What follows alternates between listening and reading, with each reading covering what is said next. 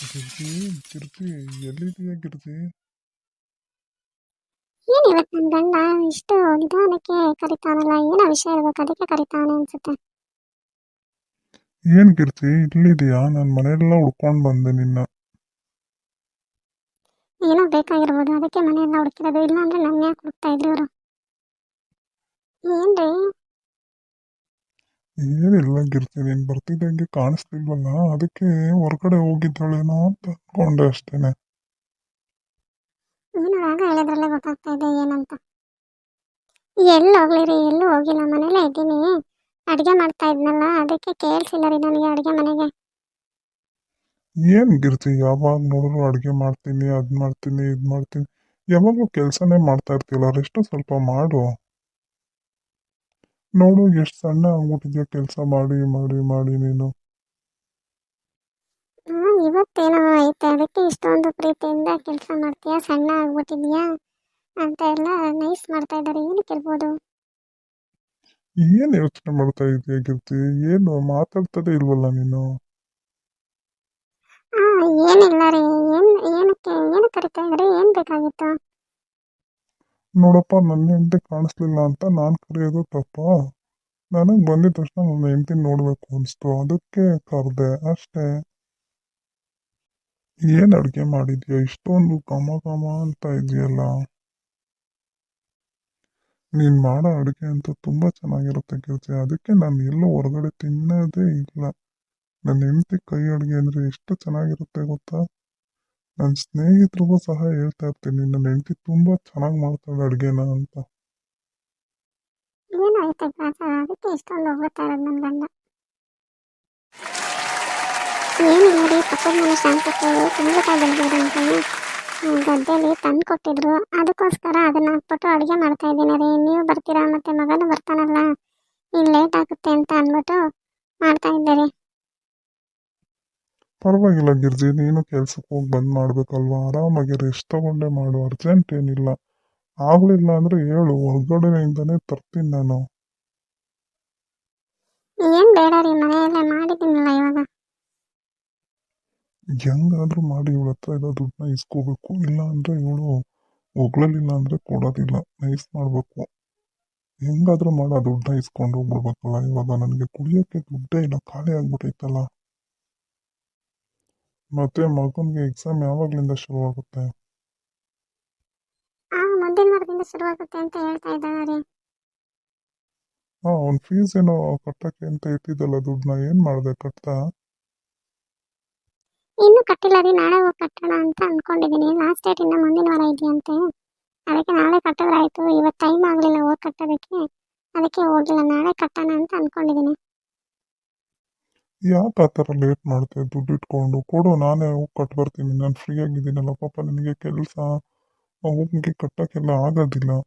ಕೊಡು ನನಗೆ, ನಾನೇ ಹೋಗಿ ಆ ಕಡೆ ಹೆಂಗಿರು ಹೋಗ್ತಿರ್ತೀನಲ್ಲ, ಹೋಗ್ಬೇಕಾದ್ರೆ ಕಟ್ಬಿಟ್ಟು ಬರ್ತೀನಿ. ಪಾಪ ಮಗನ ಫೀಸ್ ಕಟ್ಟಿಲ್ಲ ಅಂತ ಅಂದರೆ ಅವನಿಗೂ ಫ್ರೆಂಡ್ಸ್ ಮುಂದೆ ಎಲ್ಲ ಅವಮಾನ ಆಗಲ್ವಾ? ಇನ್ನೇನು ಎಕ್ಸಾಮು ಹತ್ರ ಬರ್ತಾ ಇದೆ, ಇಲ್ಲಾಂದರೆ ಅವರು ಹಾಲ್ ಟಿಕೆಟ್ ಎಲ್ಲ ಕೊಡೋದಿಲ್ಲ ಅಂತಾರೆ ಅವ್ರಿಗೆ. ಅದಕ್ಕೆ ನೀನು ಕಟ್ಬಿಡ್ಬೇಕಾಗಿತ್ತು ಗಿರ್ಜಿ, ಯಾಕೆ ಈ ಥರ ಮಾಡ್ತಿಲ್ಲ ನೀನು? ಕೊಡು ನನಗೇನೆ, ನಾನೇ ಕಟ್ ಬರ್ತೀನಿ.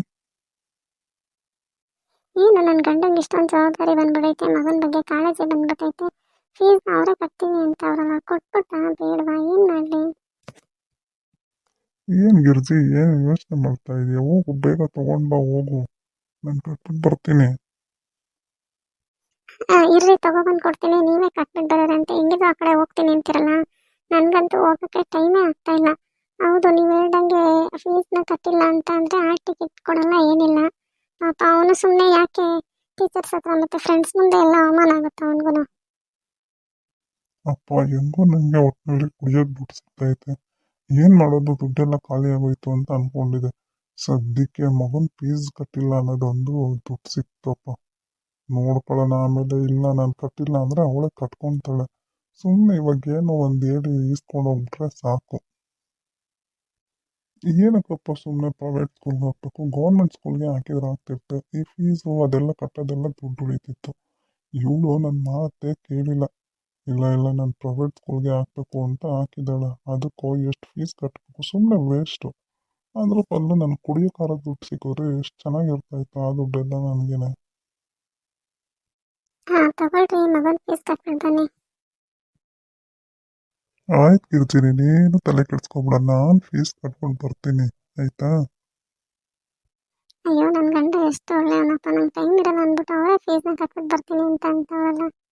ಅದಕ್ಕೆ ಹಿಂಗೆ ನನ್ನ ಜೊತೆ ಚೆನ್ನಾಗಿದ್ರೆ ಸಾಕಪ್ಪ. ಆಯಿತು ಹೋಗು ಕೀರ್ತಿ, ಅದೇನು ಅಡುಗೆ ಮಾಡ್ತಿದ್ದೇನೋ ಮಾಡೋಗು, ನಾನು ಆಮೇಲೆ ಫೀಸ್ ಕಟ್ಬಿಟ್ಟು ಬಂದು ಊಟ ಮಾಡ್ತೀನಿ ಆಯಿತಾ. ಇನ್ನೇನು ಅಡುಗೆ ಆಗೋಯ್ತು, ಊಟ ಮಾಡ್ಕೊಂಡೆ ಹೋಗಿವ್ರಂತೆ ಇರ್ರಿ. ಬೇಡ ಬೇಡ, ಫೀಸ್ ಕಟ್ಟಕ್ಕೆ ಟೈಮ್ ಆಗ್ಬಿಡುತ್ತೆ, ನಾನು ಹೋಗಿ ಕಟ್ ಬರ್ತೀನಿ, ನೀನು ನಿಧಾನಕ್ಕೆ ಮಾಡ್ತಾ ಇರೋ ಅಡುಗೆನ ಆಯಿತಾ. ಆಯ್ತು ರೀ, ಕಟ್ಬಿಟ್ಟು ಬನ್ನಿ, ಅಸಲು ಅಡುಗೆ ಆಗಿರುತ್ತೆ, ಊಟ ಮಾಡಿವ್ರಂತೆ. ಅಪ್ಪ ಹೆಂಗೋ ದುಡ್ಡು ಸಿಕ್ಕಿತ್ತು, ಇವತ್ತಂತೂ ಫುಲ್ ಪಾರ್ಟಿ ಮಾಡ್ಬೋದಪ್ಪ. ಇವಳು ಊಟ ಯಾರು ತಿಂತಾರೆ, ಸುಮ್ಮನೆ ಹೇಳಿದ್ದಷ್ಟೇ.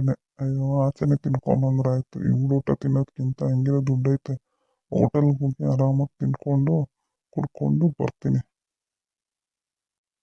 ಮನೆಗೆ ತಂದ ಕಳ್ಳ ಕುಡಿತಾರೆ ಅನ್ನೋದೊಂದು ಬಿಟ್ಟರೆ ನನ್ನ ಗಂಡ ತುಂಬ ಒಳ್ಳೆಯವರಪ್ಪ. ಎಷ್ಟು ಚೆನ್ನಾಗಿ ಮಾತಾಡ್ಸೋದಲ್ಲ ಇವತ್ತು, ನನಗಂತೂ ತುಂಬ ಖುಷಿ ಆಗ್ಬಿಟ್ಟಿದೆ. ಅಮ್ಮ, ಏನು ಮಗನೇ ಸ್ಕೂಲೆಲ್ಲ ಮುಗಿಸ್ಕೊಂಡು ಬಂದ? ಹ್ಞೂನಮ್ಮ, ಇವಾಗ ಮುಗೀತು ಸ್ಕೂಲಿಂದ ಬಂದೆ ಅಮ್ಮ. ಹೋಗೋ ಕೈಕಾಲು ಮುಖ ತೊಳ್ಕೊಂಡ, ಹಾಲು ಕೊಡ್ತೀನಿ. ಅಮ್ಮ ಮತ್ತೆ ನಿನ್ನ ಹತ್ರ ಏನೋ ಹೇಳ್ಬೇಕಾಗಿತ್ತು ಅಮ್ಮ ನಾನು. ಏನು ಮಗನೇ, ಏನಪ್ಪ ಅದು, ಹೇಳು ಏನದು, ಯಾಕೆ ಬೇಜಾರಾಗಿದ್ಯಾ? ಅಮ್ಮ ಮಿಸ್ ಇವತ್ತು ನೀನು ಯಾಕೋ ಫೀಸ್ ಕಟ್ಟಿಲ್ಲ ನಿಮ್ಮ ಪೇರೆಂಟ್ಸು. ಫೀಸ್ ಕಟ್ಟಿಲ್ಲ ಅಂದರೆ ಆಲ್ ಟಿಕೆಟ್ ಕೊಡಲ್ಲ ಮತ್ತು ಎಕ್ಸಾಮ್ಗೂ ಕೂರ್ಸಲ್ಲ ನಿನ್ನ ಅಂತ ಅಂದರು ಅಮ್ಮ. ಎಲ್ಲರೂ ಕಟ್ಟಿದಾರಮ್ಮ, ನನ್ನ ಫೀಸ್ ಮಾತ್ರನೇ ಕಟ್ಟಿಲ್ಲ ಅಮ್ಮ. ನನಗದು ತುಂಬ ಬೇಜಾರಾಯ್ತಮ್ಮ. ಯಾಕಮ್ಮ ಇನ್ನೂ ಕಟ್ಟಿಲ್ಲ ನೀನು? ಇಲ್ಲ ಮಗನೇ, ಸ್ಕೂಲ್ ಫೀಸ್ ಕಟ್ಟಿದೆ ನಿಂದು. ಯಾರು ಹೇಳಿದ್ದು ಕಟ್ಟಿಲ್ಲ ಅಂತ ಅಂದ್ಬಿಟ್ಟು? ಇಲ್ಲ ಅಮ್ಮ, ಮಿಸ್ ಹಾಸ್ಪಿಟಲ್ ಬಂದ್ಬಿಟ್ಟು ಹೇಳಿದ್ರು ಕಣಮ್ಮ ನನಗೆ ನಿನ್ನ ಫೀಸ್ ಕಟ್ಟಿಲ್ಲ ಅಂತ ಅಂದ್ಬಿಟ್ಟು. ಇಲ್ಲ ಮಗನೇ, ನಾನೇ ನಾಳೆ ಕಟ್ಟಲ್ಲ ಅಂತ ಅನ್ಕೊಂಡಿದ್ದೆ. ಅಷ್ಟರಲ್ಲಿ ನಿಮ್ಮ ಅಪ್ಪನೇ ಬಂದ್ಬಿಟ್ಟು ಮಗನ ಸ್ಕೂಲ್ ಫೀಸ್ ಯಾಕೆ ಕಟ್ಟಿಲ್ಲ, ಇಷ್ಟೊಂದು ಡೇಟ್ ಏನಕ್ಕೆ ಮಾಡ್ತೀಯ ಕೊಡು, ನಾನೇ ಕಟ್ಬಿಟ್ಟು ಬರ್ತೀನಿ ಅಂತ ಮಧ್ಯಾಹ್ನ ಇಸ್ಕೊಂಡೋದ್ರು ಮಗನೇ. ಕಟ್ಟಿರ್ಬೇಕು ಅವರು. ಊಟನೂ ಮಾಡಿದ್ರೆ ಫಸ್ಟ್ ನನ್ನ ಮಗನ ಸ್ಕೂಲ್ ಫೀಸ್ ಕಟ್ಟಬೇಕು ಅಂತ ಇಸ್ಕೊಂಡೋದ್ರು, ನೀನು ನೋಡ್ರಿ ಕಟ್ಟೇ ಇಲ್ಲ ಅಂತ ಅಂತೀಯಲ್ಲಪ್ಪ. ಮಧ್ಯಾಹ್ನನೇ ಹೋದ್ರು ಕಣಪ್ಪ ಅವರು, ಊಟಕ್ಕೂ ಸಹ ಬಂದಿಲ್ಲ.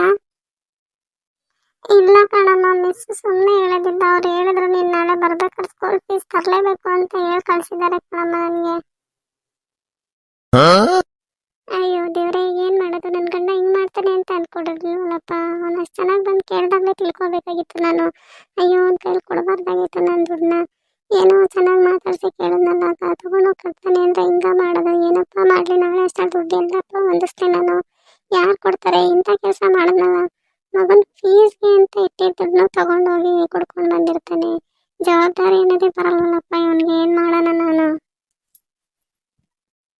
ಅಯ್ಯೋ ಎಂಥ ಕೆಲಸ ಮಾಡಿದ್ನಪ್ಪ. ನಾನು ಕೊಡದೇ ಇದ್ರೂ ಆಗ್ತಿತ್ತು, ನಾನೇ ಇವಾಗ ನಾಳೆ ಕಟ್ಟಿದ್ರಾದ್ರೂ ಆಗ್ತಿತ್ತು. ಇವನ್ನ ನಂಬಿ ಕೊಟ್ಟನಲ್ಲ ದುಡ್ಡನ್ನ. ಏನು ಮಾಡೋದು ಇವಾಗ, ಯಾರು ಕೊಡ್ತಾರೆ ನನಗೆ ದುಡ್ಡನ್ನ?